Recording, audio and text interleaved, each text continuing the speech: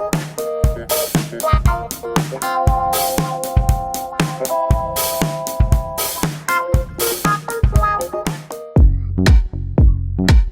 love the music that they have on this thing. I'm like waiting in the weight room. I wish I was like, not lagging here. No, you're good. I We're feel live. like I'm watching myself and I'm like, No, you're good, but I think there's I still hear music when you turn on. all right, two Brooklyn boys there. You still have music on your background? Yeah, I still have music. No, No, I music's don't have not. music. God bless. Here we are, the Futurist Conference. This is PayPal awesome. Literally 2 seconds ago, PayPal enabled. I was just, as we were doing this sound check, everyone, this is in the PayPal app right here. I'm going to buy Bitcoin. You ready?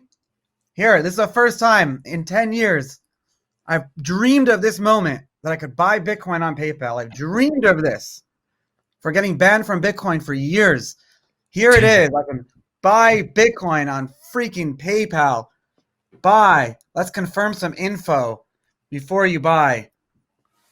All right, I'm going to do all this terms and conditions, but my account is good. Oh, wait, here it is. Buy. How much do I want to buy? $20.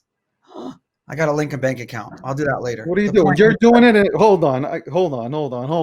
Crazy. You're doing it. I can't. Hold on. I know. We're not going to be talking about shampoos today, so hold on one second. Let's talk about shampoos also. Hold on. Let's see. It just came on? Mm-hmm. I don't have it here. Do I gotta update my PayPal, right? Look on the PayPal app, and on the bottom, if everyone has a PayPal app, on the bottom it'll say the words crypto. See? Don't look at who I'm sending money to, but yeah, you'll see crypto on the bottom. Send it to me. Don't worry about it. Just go ahead. I'll This is crazy. What's going I'm really on, excited. Charlie? What is going on? man? Everything is good. Life is good. No complaints. Introduce yourself. I don't want to introduce you. I want you to introduce yourself because Sure. I don't want to babble. I know. I feel like I babble on untold stories. So, hey everyone, I'm Charlie Shrem, and I've celebrating now in a few months. I'll be celebrating my personal 10 years in Bitcoin in the space. What I'm going to be doing, I don't know. I feel like I should grow some more gray hair, but I got involved in the space when it was just a bunch of kids, and we were in chat rooms in Brooklyn and stuff like that. And these were the days when Bitcoin really didn't really know what it was or what the point was, but we knew that we had to get this Bitcoin thing in the hands of as many people as possible. It didn't matter like what the cost was, what the price was, or how much you charge them as a business. We weren't thinking of businesses. We just needed to get Bitcoin in the hands of as many people as possible. So we launched BitInstant in 2011, and I made some deals with some companies like MoneyGram or whatever, and we allowed people to buy Bitcoin with cash at like 1 million locations: CVS, Walgreens, Duane Reade, Walmart. Now think about it. This was pre-Coinbase, pre-PayPal, pre-Cash App, pre-Voyager, pre-every way you can buy Bitcoin except for wiring money to Mark Karpeles' personal bank account in Tokyo, Japan. That was the only real way to buy Bitcoin back then.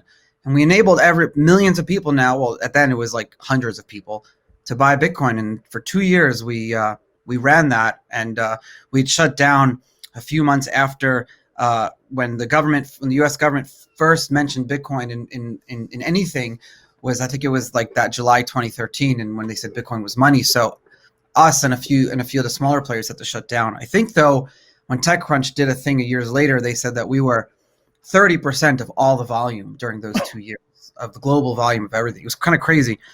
We started the Bitcoin Foundation and did a lot of stuff with that. My story goes on. I was doing a lot of advising and consulting, and I got arrested for for a reason, and then I ended up serving 2 years in federal prison. I got out, and the industry really in 2016 took me back in with such love and excitement that it was really, really so humbling and amazing that I've been very fortunate enough to be working in this industry in a lot of ways over the past 3 years. And through one of those ways is I started a podcast called untoldstories.com. And where twice a week I get to talk to all the CEOs and all the people of all the companies, just my friends, and talk about crazy stories of the early days of Bitcoin. And because I feel like if you understand where we came from and how it all happened, you'll understand what this is and where we're going. And everyone has a lot of fun. So I love doing the show. Charlie. So let's start with um, obviously from Brooklyn. Shout out, Yeah. big up, Brooklyn born BK. child here. BK all day, right? Snapple and Arizona iced tea were also founded in Brooklyn. And that was the shit. Excuse my language. I'm sorry. I'm very blunt. I got guys who follow me. But that was the shit back then. While you were going to whatever, if you were in high school, junior high school, you're grabbing Arizona iced tea for 99 cents or whatever it was. But I noticed that you went to Brooklyn College, so I wanted to ask this question: if you went to Brooklyn College, were you going in for law or no? No, so I went to Brooklyn College just because I didn't want to, I was in yeshiva for 12 years and I didn't want to continue that. I wanted to explore the world and to see what the world had to offer outside of my very, the Brooklyn bubble. As you know, Brooklyn is very much it has everything. You don't need to ever leave Brooklyn. There's millions of people, but the best cuisine in the world, all the types of people. You want to hang out with Pakistanis, you have Pakistani villages. You have to hang out with the Jews, you hang out over there. You want to hang out with the Russians. We're all in. It's amazing, and we're all together. You never really need to leave that. But I wanted to leave. I wanted to see what the world had to offer. The only way I could really do that was through Brooklyn College, which was down the road from. I still lived at home, but I didn't go for any degree really at the time. I was just going to go. I was smoking weed in the parking lot all day and going to class. I wasn't really. It was just going to go. That's crazy. You say yeshiva and that's. You went from what? From pre-K till high school, or it was just full through and through. All right, so that's heavy right there. That's heavy. What was crazy is that I was going to college now and learning English, but when I was in elementary school and high school, you learn Ivrit be'Ivrit, so you're learning your math in Hebrew. So you're learning your science in Hebrew. You're not learning it in English. So here I am, I'm 18 or 19, and I'm going, and there are certain words that I'm saying wrong, and my English is not. It was so funny. Even till today, people make fun of some of the usage that I say. I'll say I'm laying on the floor when I should be saying I'm laying on the ground, or close the light instead of turn off the light, or things like that. Manishma, right? I guess. Manishma, yeah. All right. So Brooklyn. That's what I noticed. Brooklyn College. So I thought. A lot of my friends went to Brooklyn College to go become lawyers and stuff. So I was thinking, okay, maybe Charlie did that, but I get it. I should have studied. Say that again. I should have studied law. Oh, you would have been good at it. Maybe got me out of trouble. Prevented me from getting in trouble. So, listen, I'm leaving that in the past because I'm moving towards the future with you here, and I want to talk to you about. Number one, I wanted to. You already mentioned your podcast, but I wanted to talk to you about your podcast. I mean, you've been doing your podcast for a while now, and it's interesting. It's not like everybody else who comes out with a podcast. It seems like everybody's popping out with a podcast, and it's repetitive. Your stuff really isn't repetitive at all. It's engaging. What made you, start a podcast? Because everybody starts one, but what made you get on and say, you know what, I'm going to start a podcast, and I'm going to hit people with these types of questions 5 years ago, repetitive, not the repetitive questions.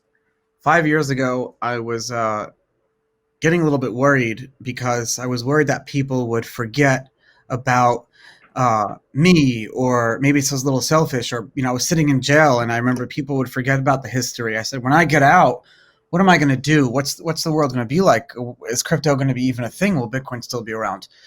So I said, I started in I have my little notebook. I don't even know where it is. It's around here. Come on, Charlie. Show me the note. You didn't show me the PayPal. Don't tell me you're not giving me the notebook. I have a little prison notebook, and it's over there in that room. I think I actually keep it in a safe somewhere. But I started writing things down, and then years later, I was in therapy a few years ago, and my therapist was like, Charlie, you need to you have too much time on your hands. You need to do something. And I said, and he said that would help you deal with a lot of some of the issues because when I left the religion and I left New York, I've also left my family, and that's a traumatic thing that I have to deal with excommunication. So I was dealing with that, and he's like, "Well, you have too much time on your hands. Do something." And he said, "Start a podcast." And I said, "Well, actually, I've wanted to do this thing." And he said, "Charlie, all you do is pay me, and you tell me stories all day. So why don't you do it where people are paying you to tell you stories? You tell them stories or whatever." And I said, "I think I could do that about crypto." And so we started the show, and I actually recorded just like 15 episodes without even doing it. I just called up 15 of my friends. I said, "Hey, let's record an hour. Let's record an hour. Let's record an hour." And I loved it, and I loved doing it. And I didn't care if anyone listened. It wasn't for you. This was for me. This was my therapy. This was a way for me to have something to do and to get things out of my system and to talk and feel better, and to chronicle the history. Because one of the things that I was struggling with back then was I felt during the block size Civil War debate where a lot of people were creating these narratives and changing the history of Bitcoin and of that crypto in order to push their own narratives and their own financial or political agenda. And I saw that as I still see that as an immediate threat to the future of our whole industry, of that whitewashing of our history. So I took it upon myself to be the historian, to be that chronicler, simply because I was there. And there's not many people left who were there. And so that's really what I felt that was my role now in this industry. I felt like there are a lot better people who are going to be CEOs of companies. Brian Armstrong is doing a great job running Coinbase. Steve Ehrlich running Voyager or whatever. These people are better than me. I'm 30 years old. They run these companies better. The industry needs adults, professional people to be leading on the financial services and corporate front. But maybe this is a role for me to be this kind of historian type role. Like you say that and you say it's therapeutic, and that's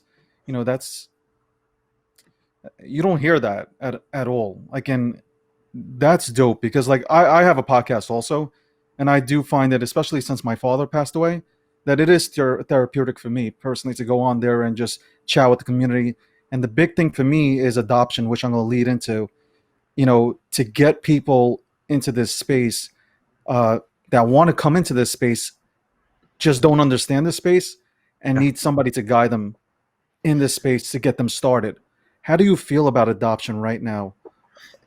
Adoption, real adoption. I'm not talking about crypto Twitter, because everybody makes crypto Twitter like the home base. I'm talking about really getting people from the outside to come in here. I'm talking about going to the bingo halls or going to, let's say, Brooklyn College and speaking to 50 kids about, hey, those interested in crypto, let's go ahead and talk. Let's have a little session here and let us help you get into it.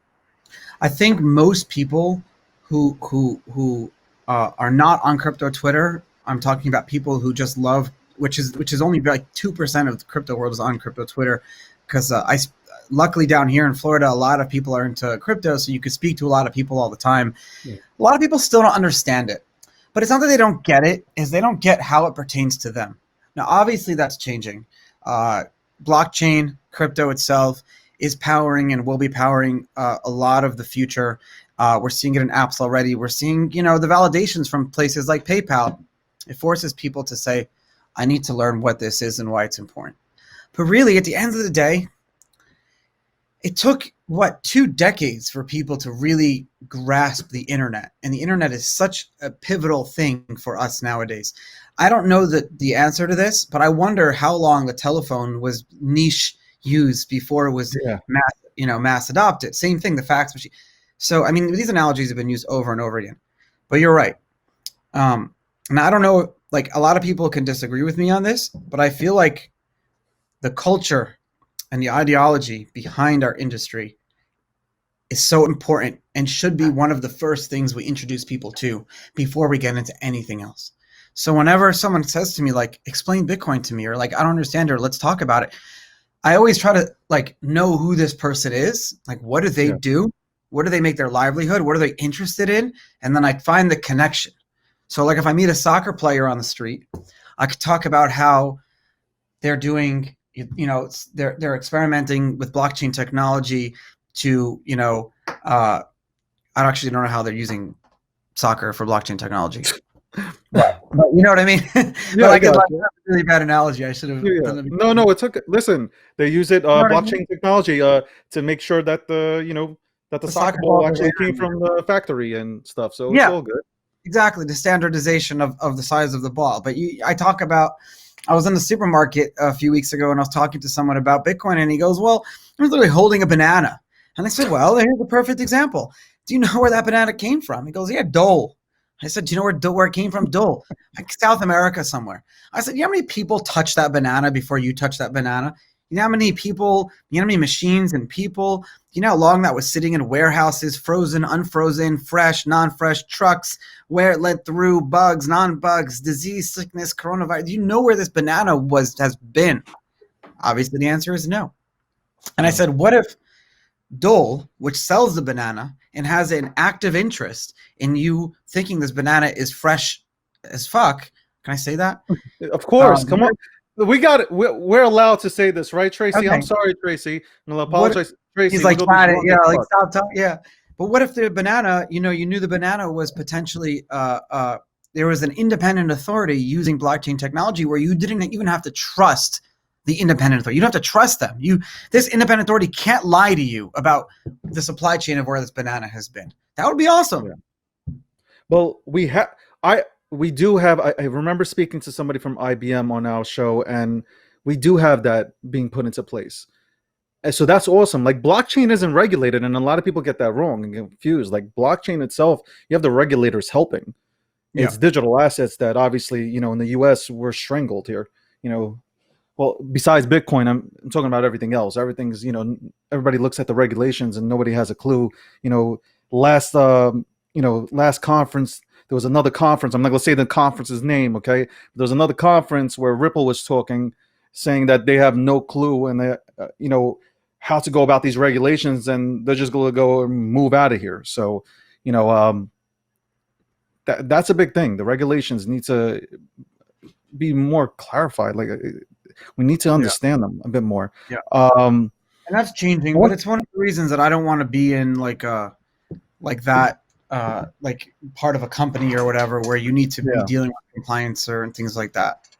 you're good with the podcast. Like me too. I'm just good with the podcast. I'm good with the podcast. I throw a bunch of money at some DeFi stuff, here and Yeah, there, maybe half a Bitcoin or a Bitcoin. I help some projects out, which is great, and I've invested in a few different like crypto companies. But other than that, I love doing the podcast. That's really that's my jam. Everyone follows me on Twitter knows that that's what I do, and it's great. I want to ask you this question. How you mentioned obviously you went into all the stuff that I wanted to ask you questions about. So we're gonna just dive a little bit deeper into it. PayPal, you jumped off right away. We're live, and you're like, I want to send my friend $20 right now. PayPal, it activated, crypto, Yeah, I was currency. trying to buy. So my thing is, I did my research because I always do my research on everything, and I heard that you had a booth next to PayPal, what 2012, yelling at them, to Yep. accept Bitcoin, and now this happens. Bitcoin, 2017 CEO comes out, says that we're nothing but a Ponzi scheme, yada yada yada, just like everybody else. 2020, they come out with PayPal. How satisfying is it for you to see this, especially It's that you're like a real OG, like you're an OG. Period. You're there's Thank only you. a few of you guys. Yeah, thank you. I really appreciate that. I never thought I'd be an OG of anything, but it was more of like more than that because if you talk to a lot of people who got involved very early, we all came to the Bitcoin forums because we got kicked off of PayPal. So if you read the early messages, it's actually like, hey, I was, using PayPal for my online business, and this is like 2011 or 2012, and I got kicked off because I sell adult entertainment, or something that PayPal doesn't allow because they had all these categories. And I found out about Bitcoin through Satoshi's white paper. How does it work? And we're like, well, we're sorry to tell you that Bitcoin doesn't really work yet. It's still kind of new, but there's this company BitPay that you can accept Bitcoin, but you can't Yeah. really get transferred to dollars yet because it's only trading at 10 cents. It was still all experimental, but a lot of people got kicked off of PayPal for years. We were like playing the whack-a-mole, myself included. And so it was not just that. On top of that, on top of that, um, in the early days of BitInstant, for a very short time, I had a relationship with PayPal, and Yeah. we enabled people to just cash out. So PayPal didn't like that Bitcoin was irreversible. So they were worried about letting me sell Bitcoin to people for PayPal dollars, because then PayPal was reversible and Bitcoin wasn't. So I had a very small relationship with PayPal in the beginning, and we could let people cash out Bitcoin to PayPal. And that was fine. We had like no chargebacks or fraud or anything. But it only lasted like a month or two. And I remember like the last emails were like, I was telling them, I said, this is the future, and you guys are like, this is it. You're kicking me off. I tried, and you're missing out.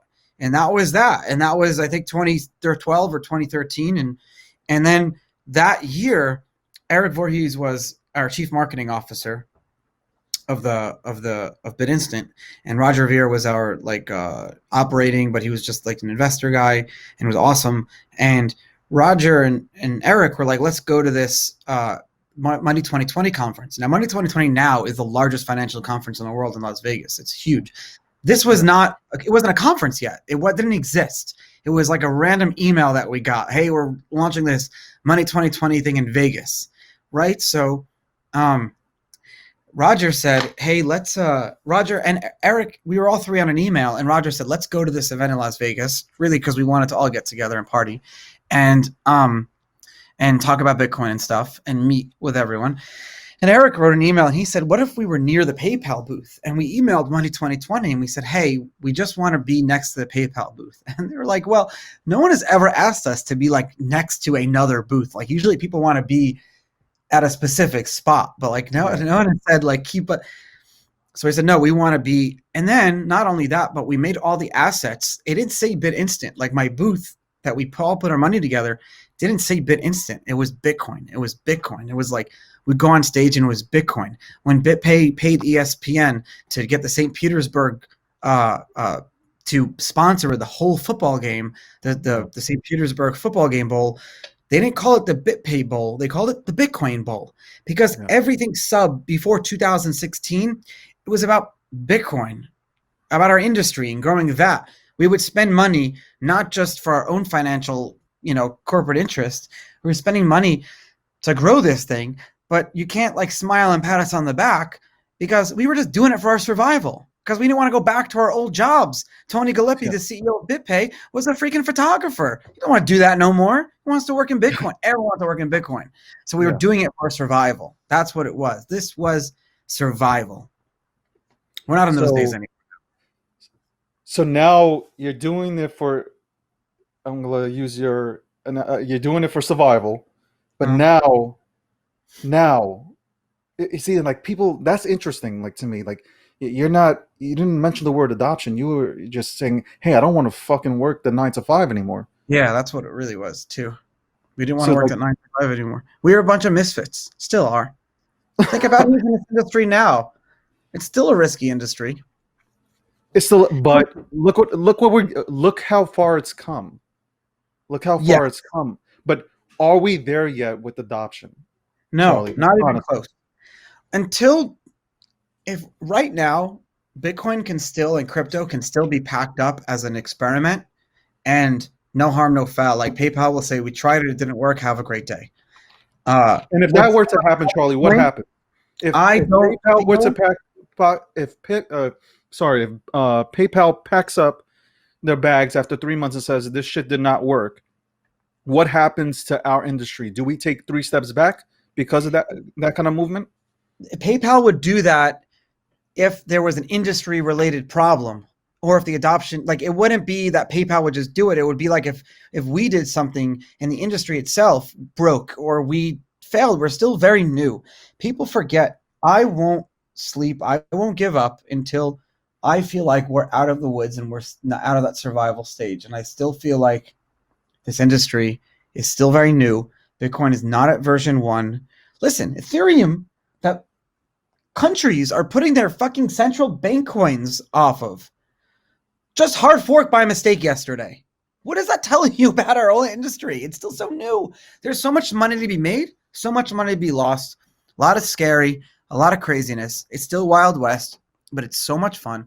I can never imagine myself doing anything else. I don't think anyone could ever imagine themselves doing anything else. This is the world that we live in now. This is the internet in the 80s and 90s. To me, I can't.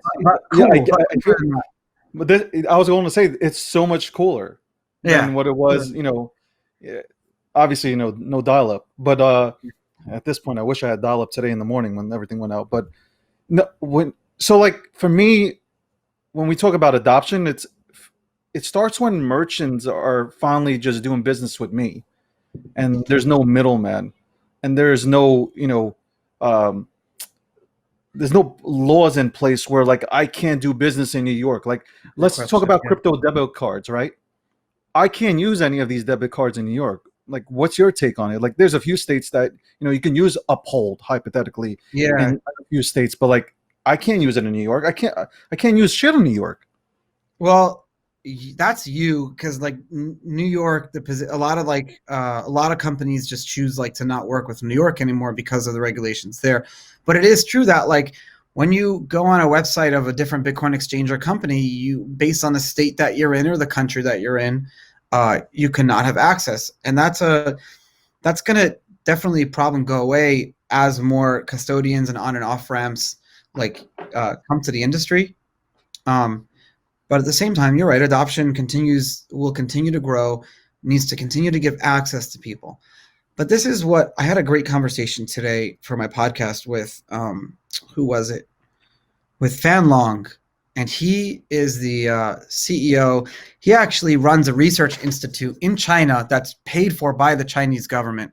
It's a blockchain institute that he runs, a research institute. And he said to me, he said, the biggest deal about crypto that people don't realize is that you don't need permission. And okay, we've heard this before, permission versus permissionless.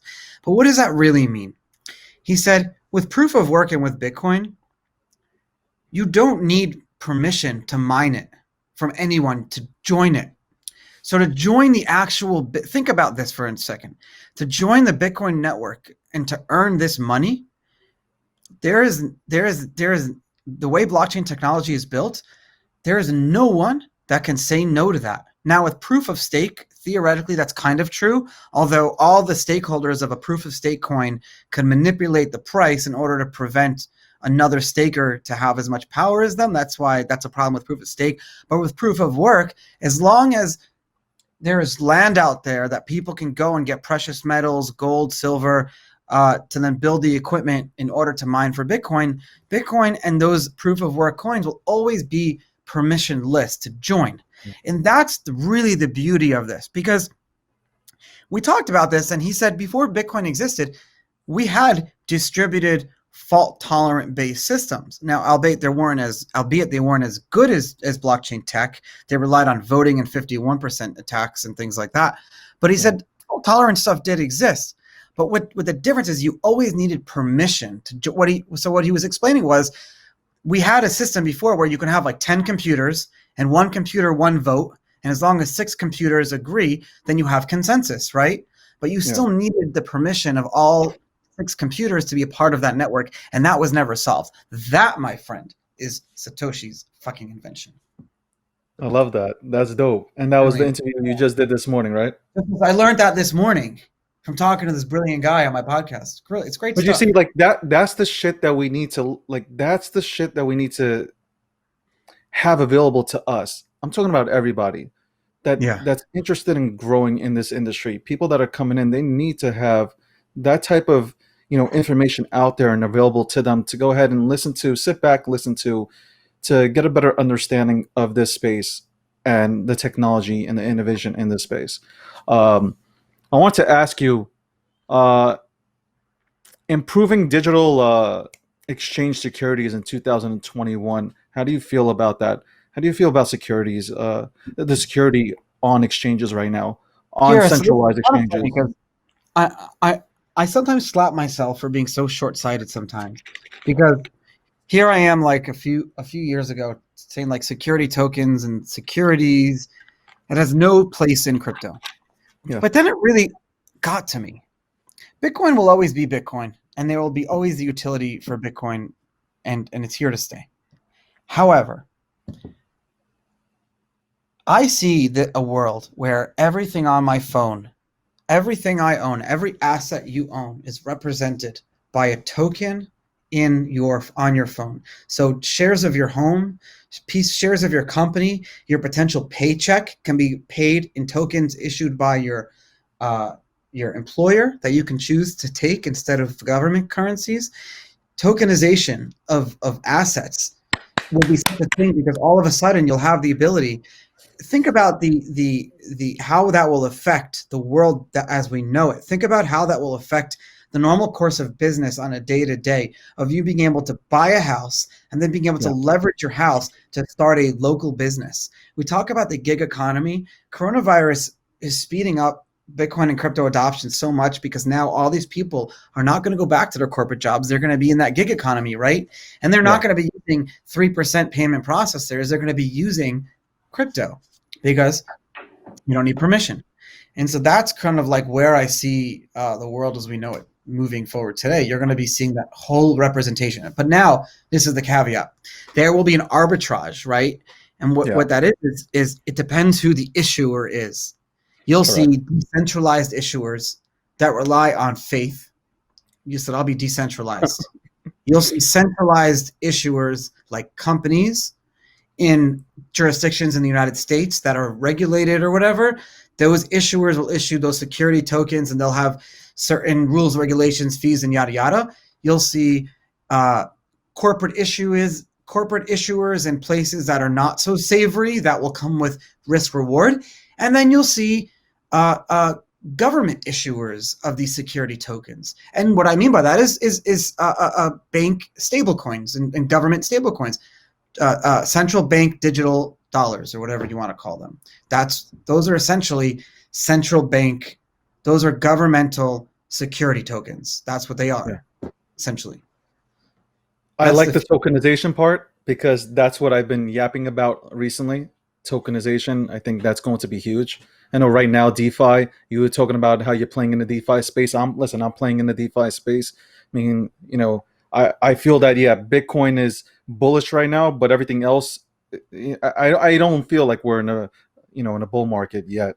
I Yeah. It really doesn't feel don't. like we're in a bull market yet. How crazy is that? Whereas the price is sitting at 16,000, I don't feel the Right? craziness But close. and I get and then like and I like talking to you because like I'm sitting here having a conversation and you bring up Ethereum. So I know that you're like not a Bitcoin maximus. Like I can tell right off the bat you're not.